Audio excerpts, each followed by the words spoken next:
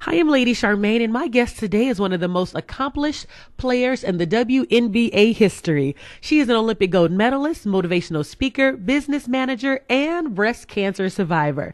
She is also the mother of NBA star JaVale McGee of the Denver Nuggets. And she has proven to all of us that, yes, she's got game. And she's here today to talk about her brand new reality show airing on the OWN network entitled Mom's Got Game. Help me welcome to the show, Miss Pamela McGee. How you doing, Pamela?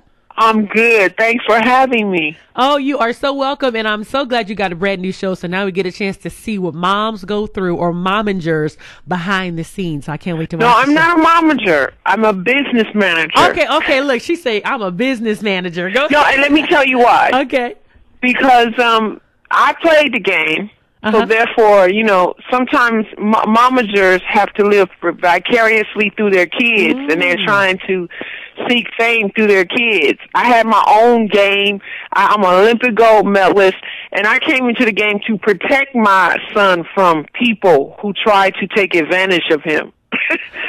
So, meaning that I'm a business manager, and sometimes I have to distinguish the difference, because sometimes when I'm working with people, they'll say, well, we didn't want to tell on him, we didn't want to call his mama.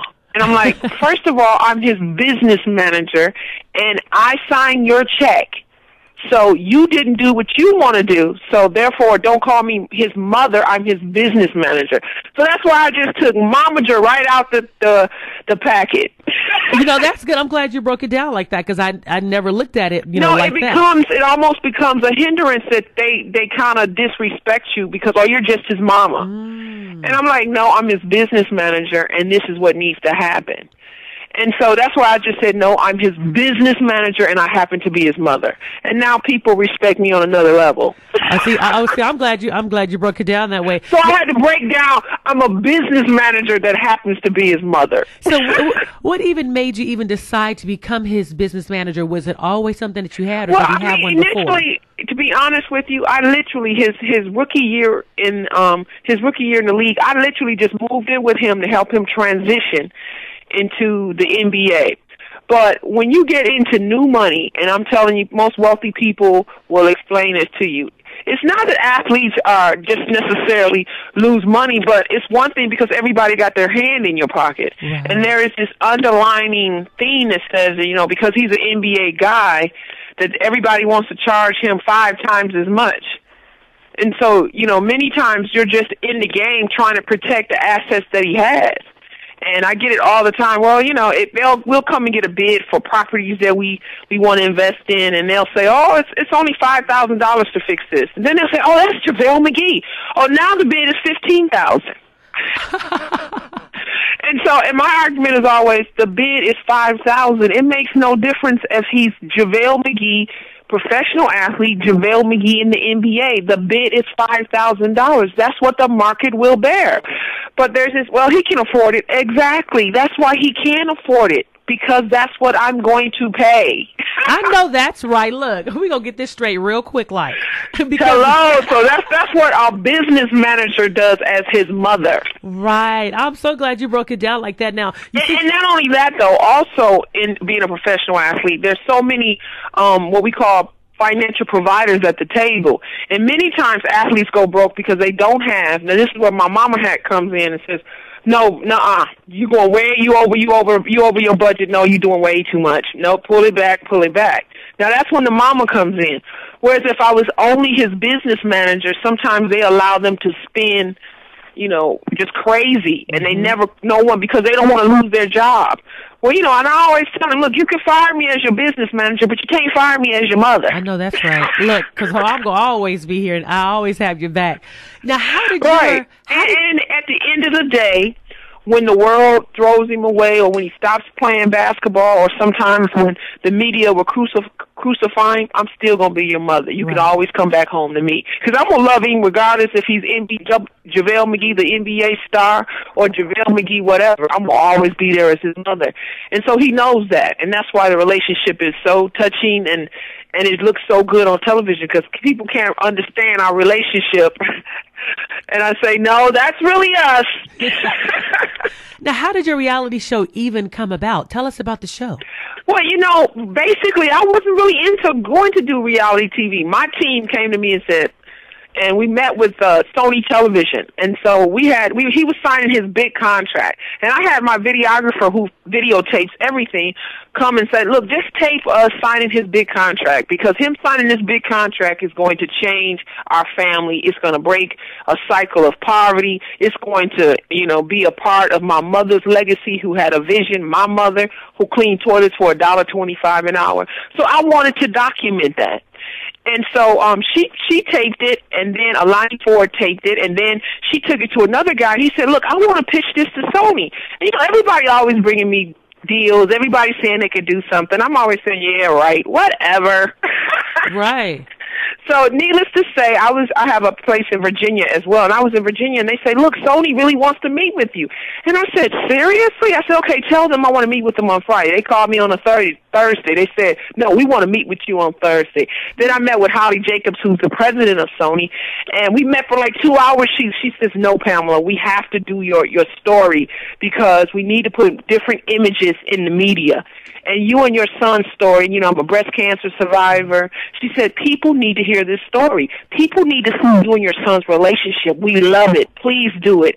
And so, and there you go. And so then we pitched it to so many networks. All the networks pretty much wanted it. But when I found out that Oprah Winfrey wanted it on her network, I was like, it's over. We on the own network. It's over. And I just felt, because for me being an African-American female, growing up on Oprah Winfrey and what she's trying to do, I just always believe we always got to support powerful sisters. I'm not a hater. I'm like, oh, Oprah doing it? All right. We on that. Just like anything. And that was another image. All my girls are beautiful. And I was kind of upset with seeing in all of these shows, in all the housewife shows, it's as if black women don't love each other. I don't know your story, but all my girls, they support me. We not throwing no bottles against each other. My girls, when I have went through the grind and had to get through breast cancer, when I had to go through a horrific divorce, my girls called me and say, yo, we here, we got you. We got love for you. What you need us to do? Wow. And so, and you'll see that love. You'll see that love on our show. And it's real. All these are my real girlfriends. Okay, they didn't go rent any, did they? They didn't have to go hire any, go find some cute girls. And JaVale McGee is actually my son. So this is a real reality show. And I am really his mother. Hey, one thing about your show, you have a Manny on your show. So tell us about your Manny. Yes, and people always say, well, what's a Manny? I said, see, and people have to understand, black women are evolving. There's been a paradigm shift. And whether people want to accept it or whatever, sisters are doing what sisters doing.